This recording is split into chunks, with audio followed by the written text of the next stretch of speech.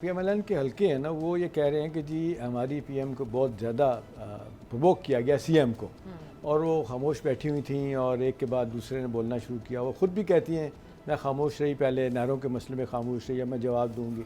अगरचे कुछ चीज़ें बैड टेस्ट में हुई भी, पंजाब का नारा लगाने को कोई ज़रूरत नहीं थी, टोटली अनकॉल फॉर।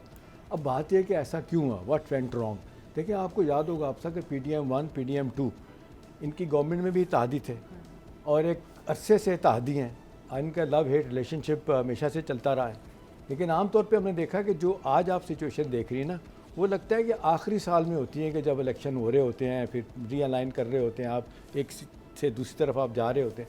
लेकिन इतनी तेज़ी के साथ अभी तो टाइम है खासा, अगर इलेक्शन वक्त के होने हैं तो 2 साल 2.25 साल हैं अभी। तो ऐसा क्यों हुआ?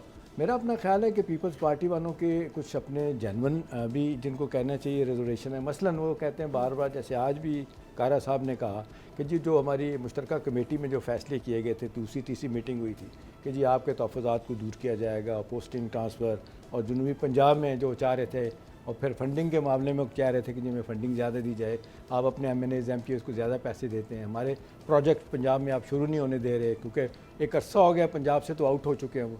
अब बात है कि लेकिन ये इतनी बड़ी बात नहीं थी जिसको बढ़ा दिया गया। खबर दे सकता हूँ कि बिलावल भुट्टो और जरदारी साहब को मजबूर किया गया पार्टी की तरफ से कि आप स्टेटमेंट दें, और वो दुबई में बैठे हैं। उन्होंने कहा, बिलावल को भी कहा, मेरी इत्तला ये है, उनके पार्टी के बंदे बता रहे हैं कि इस मसले में हम दोनों नहीं बात करेंगे, ये नेशनल लेवल पे बात हो रही है, होने दें, हमने इस कोलेशन को बचाना है, हमने बहुत कुछ आगे जाके करना है, लेकिन इसको अपने तौर पर आप हल करें।